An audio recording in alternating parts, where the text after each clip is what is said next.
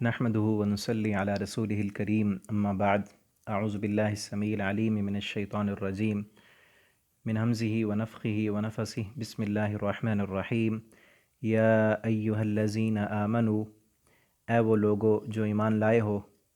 لا تتخذوا اليہود، نہ تم بناؤ یہودیوں کو، والنصارى اور عیسائیوں کو، اولیاء دوست۔ مسلمانوں کو اس بات سے روکا جا رہا ہے کہ تم نے یہودیوں اور عیسائیوں سے دلی دوستیاں نہیں لگانی، اور یہ بات پہلے پارے میں بھی کی گئی سورہ بقرہ کے اندر، وہاں ہم پڑھ چکے ہیں کہ اللہ رب العالمین نے فرمایا ان سے دوستی نہ لگاؤ، یہ کبھی تمہارے دوست نہیں ہو سکتے اس وقت تک جب تم حتیٰ تتبع ملتہم، جب تک تم ان کے دین میں داخل نہیں ہو جاتے نا، یہ کبھی تمہارے خیر خواہ نہیں ہو سکتے۔ اور یہاں بھی وہی بتایا جا رہا ہے، یہودی کبھی تمہارے خیر خواہ نہیں ہو سکتے۔ ہاں ٹھیک ہے،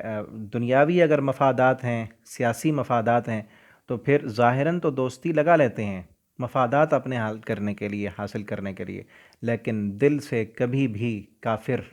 مسلمان کا خیر خواہ نہیں ہو سکتا۔ اور ایک حدیث میں بھی آپ صلی اللہ علیہ وسلم نے فرمایا الکفر ملت واحدہ، کفر جو ہے وہ اسلام کے خلاف ایک ہی ملت ہے۔ جب مسلمانوں کے خلاف بات آئے تو پھر یہودی، عیسائی، بدھ مت، جتنے بھی دوسرے مذاہب والے ہیں، مسلمانوں کے خلاف سب اکٹھے ہو جاتے ہیں۔ اور یہ پوری تاریخ اسلامی اس بات پر شاہد ہے کہ جب نبی کریم صلی اللہ علیہ وسلم کے دور سے ہی ایسے ہوا، آپ کی دشمنی تھی قریش مکہ سے، تو پھر کیا ہوا، یہودی بھی ان کے ساتھ مل گئے، ٹھیک ہے نا، عیسائی بھی اور منافق بھی اور عرب قبائل والے سارے مل کر غزوہ احزاب، سورہ احزاب کے اندر جو اللہ نے بیان کیا ہے، وہ سب مل گئے اسلام کے خلاف۔ تو وہ کبھی مسلمانوں کی خیر خواہ نہیں ہو سکتے، بلکہ کیا فرمایا بعضهم اولیاء بعض، وہ بعض کے دوست ہیں، وہ آپس میں ایک دوسرے کے دوست ہو سکتے ہیں، لیکن یہ بھی ہے کہ ان کے آپس کے اندر بھی بڑے اختلافات ہیں۔ یہودی اور عیسائی آپس کے اندر ان میں اختلافات ہیں، لیکن جب مسلمانوں کے مقابلے میں بات آتی ہے تو وہ مل جاتے ہیں، وہ اکٹھے ہیں پھر۔ اور پھر آگے مزید کیا کہا گیا، وَمَن يَتَوَلَّهُم مِّنكُمْ، اور جو بندہ بھی منہ موڑے گا، منکم تم میں سے، فَإِنَّهُ مِنْهُمْ، وہ ایسے سمجھے کہ انہی میں سے ہے۔ یہ آیتیں آنے کے بعد بھی اگر کوئی ان کی خیر خواہی کرنا چاہے گا تو ایسے سمجھے ان سے دوستی کرنا چاہے گا کہ اللہ نے روک بھی دیا، بتا بھی دیا کہ وہ تو کبھی تمہارے دوست نہیں ہو سکتے، پھر بھی اگر کوئی بندہ ان کو اپنا دوست بناتا ہے یا ان کی خیر خواہی چاہتا ہے۔ اور یہ آیتیں نا نبی کریم صلی اللہ علیہ وسلم کے مدینہ آنے سے پہلے جو ہے، حضرت عبادہ بن صامت انصاری صحابی ہیں رضی اللہ تعالیٰ عنہ، اور منافقوں کا جو سردار تھا عبداللہ بن ابی، یہ دونوں جو ہے دور جاہلیت میں یہودیوں کے حلیف تھے، لیکن جب مسلمانوں میں غزوہ بدر ہوا، مسلمانوں کو فتح ہوئی، تو عبداللہ بن ابی نے بھی اسلام کا اظہار کیا، اور پھر اس کے بعد جو تھا بنو قینقاع کا ایک قبیلہ یہودیوں کا تھا، تھوڑے دنوں کے بعد وہ بھی فتح ہو گیا اور ان کو بھگا دیا گیا۔ تو اس پر یہ آیت جب اتری تو حضرت عبادہ بن صامت، انہوں نے اپنے جو یہودی حلیف قبیلے تھے ان سے برات کا اعلان کر دیا کہ اب میں تمہارا ساتھ نہیں دوں گا، لیکن اس کے باوجود بھی عبداللہ بن ابی جو منافقوں کا سردار تھا، اس نے ہر ممکن کوشش کی کہ وہ یہودیوں کو بچا لے یا ان کی خیر خواہی کرے، اس نے بھرپور کوشش کی بظاہر مسلمانی کا لبادہ اوڑھنے کے۔ تو اس پر اللہ نے یہ آیت نازل کی کہ اب بھی اگر کوئی بندہ ان کی خیر خواہی کرنا چاہے گا تو وہ ان میں سے ہے، وہ پھر ایسے نہ سمجھے کہ میں مسلمان ہوں۔ ان اللہ لا یہدی القوم الظالمین، بے شک اللہ تعالیٰ نہیں ہدایت دیتے ظالم قوم کو، کہ اللہ کے احکامات آنے کے بعد بھی جو بندہ اب پھر بھی انہی کی سائیڈ لے اور مسلمانوں کو نقصان پہنچانا چاہے تو اللہ تعالیٰ ایسے لوگوں کو ہدایت نہیں دیتے۔ فَتَرَ الَّذِينَ، ان قریب دیکھیں گے آپ ان لوگوں کو، فی قلوبہم مرض، کہ جن کے دلوں میں بیماری ہے، یسارعون فیہم، وہ کوششیں کرتے ہیں ان کے بارے میں۔ کیا مطلب؟ کہ وہ یہودیوں سے دوستی لگانے کی کوشش کرتے ہیں، ان کے دلوں میں مرض اور بیماری کس کی ہے؟ نفاق کی، منافقوں کے متعلق آ رہا ہے کہ وہ کوشش کرتے ہیں کہ مسلمانوں کی ان کے ساتھ دوستیاں لگ جائیں، جبکہ اللہ نے روک دیا کہ ان سے دوستی نہیں لگانی۔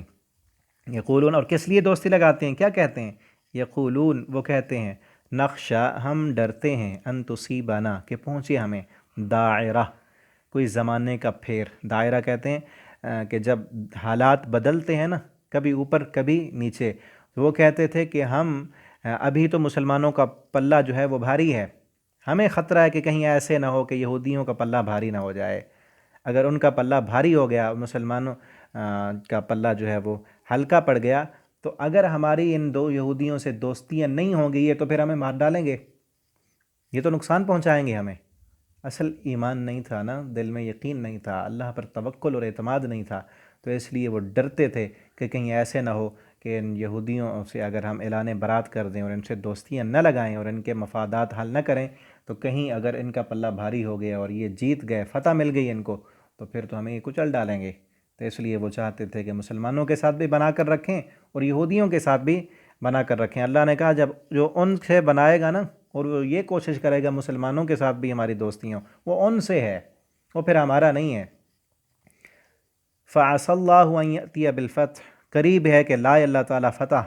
او امر من عندی، یا کوئی اور حکم اپنی طرف سے، فَيُصْبِحُوا، پس وہ ہو جائیں، عَلَى مَا أَسَرُّوا، اس بات پر جو انہوں نے مخفی کی۔ یہ جو مخفی کام کر رہے ہیں نا، چھپ چھپ کر اللہ فرماتے ہیں دوستیاں لگا رہے ہیں، ابھی تو ان کو پتہ نہیں ہے، اس بات سے ڈرتے نہیں ہیں کہ اللہ تعالیٰ مسلمانوں کو فتح دے دے یا کوئی اور حکم اللہ لائے، اور یہ جو چھپ کر دوستیاں لگا رہے ہیں، یہ چھپے ہوئے ان کے کام اللہ تعالیٰ ظاہر کر دے تو پھر کیا ہوگا؟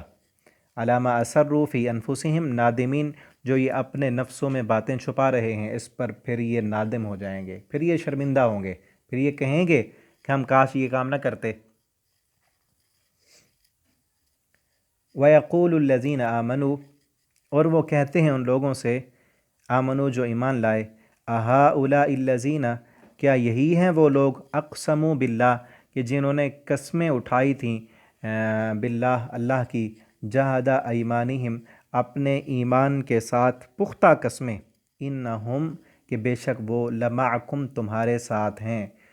کہ بے شک وہ تمہارے ساتھ ہیں۔ ان یہودیوں نے پختہ قسمیں اٹھا اٹھا کر مسلمانوں کو جو ہے وہ مطمئن کیا، اطمینان دلایا کہ ہم تو تمہارے ساتھ ہیں، لیکن پس پردہ ان کے جو تھے یہودیوں کے ساتھ بھی تعلقات رہے، ان کے ساتھ دوستیاں رہیں، ان کو بھی یہ کہتے رہے کہ ہم اندر اندر سے تمہارے ساتھ بھی ہیں، ہم تمہارا فائدہ چاہتے ہیں۔ اور پیچھے ہم پڑھ چکے ہیں کہ جب جنگ ختم ہوتی نا، تو پھر وہ اگر مسلمانوں کی فتح ہوتی تو وہ کہتے کہ دیکھا ہماری قوت کی وجہ سے تمہیں فتح ملی ہے، اور اگر مسلمان ہار جاتے اور یہودی جیت جاتے تو ان کو جا کر وہ کہتے، کافر جیت جاتے تو ان کو کہتے کہ ہماری دوغلی پالیسی کی وجہ سے، ہماری منافقت کی وجہ سے ہم تھے مسلمانوں کے ساتھ لیکن تمہارے خلاف لڑ نہیں رہے تھے، بلکہ مسلمانوں کے حملے تم سے روک رہے تھے، کہ ہماری اس دوغلی پالیسی کی وجہ سے تمہیں جو ہے وہ فتح ملی ہے۔ تو اللہ تعالیٰ فرماتے ہیں وہ قسمیں اٹھا اٹھا کر کہتے ہیں کہ ہم تمہارے ساتھ ہیں، لیکن حقیقت میں تمہارے ساتھ نہیں ہیں، وہ ان سے خیر خواہیاں چاہتے ہیں، ان سے دوستی لگانا چاہتے ہیں۔ حبطت اعمالہم، تباہ ہو گئے، برباد ہو گئے ان کے اعمال۔ فاصبحوا خاسرین، پس وہ ہو گئے نقصان اٹھانے والے، کہ انہوں نے جو اعمال کیے، بظاہر انہوں نے نمازیں بھی پڑھیں، جہاد بھی کیا، کچھ نہ کچھ وہ صدقہ بھی کر دیا کرتے تھے دکھانے کے لیے، تو اللہ تعالیٰ کو ایسی نیکی نہیں چاہیے، اللہ کو دل کا خلوص چاہیے۔ ایمان لانے کے لیے، اسلام کے لیے یہ شرط موجود ہے کہ دل کا اخلاص ہو اور زبان سے اظہار بھی ہو، زبان سے اظہار ہو، دل میں اس کا یقین ہو اور اعتماد ہو، اور پھر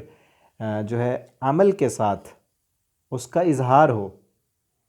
ٹھیک ہے نا؟ یہ تینوں چیزیں، ان میں سے ایک چیز نہیں ہے تو ایمان نامکمل ہے۔ دل میں یقین نہیں ہے، عمل سے اظہار بھی ہے اور زبان سے اقرار بھی ہے تو نفاق ہے، منافقت ہے۔ اور اگر دل میں یقین ہے اور زبان سے اظہار نہیں ہے تو پھر وہ بھی قبول نہیں ہے، وہ یقین بھی، وہ ایمان بھی قبول نہیں ہے۔ نبی صلی اللہ علیہ وسلم کے چچا، دل میں یقین تھا، وہ کہتے تھے کہ تیرے اے محمد صلی اللہ علیہ وسلم، تیرے دین سے اچھا دین تو کوئی نہیں ہے، لیکن زبان سے اقرار نہیں کر سکے، نہیں کیا انہوں نے، تو کافر۔ اور اگر دل میں یقین ہو، زبان سے اقرار بھی ہو اور عمل سے اظہار نہ ہو تو پھر فاسق، عمل ہی نہیں کرتا۔ تو یہ لوگ جو دل میں ان کا یقین نہیں تھا، تو اللہ فرماتے ہیں وہ نقصان اٹھانے والے، ان کی جو نیکیاں تھیں بظاہر وہ ساری ضائع ہو گئیں۔ اللہ تعالیٰ سے دعا ہے اللہ تعالیٰ ہمیں خالصتاً ایمان نصیب فرمائے، اور اللہ رب العالمین ہمیں قرآن پڑھنے، سمجھنے اور اس کے مطابق زندگی بسر کرنے کی توفیق دیں۔ جیسا کہ پہلے بھی میں آپ سے کہتا رہتا ہوں کہ آپ ان اسباق کو اپنے دوستوں کے ساتھ فیس بک پر، واٹس ایپ پر ضرور شیئر کیا کریں، تاکہ آپ کے لیے بھی یہ صدقہ جاریہ بن جائے۔ والسلام علیکم ورحمۃ اللہ وبرکاتہ.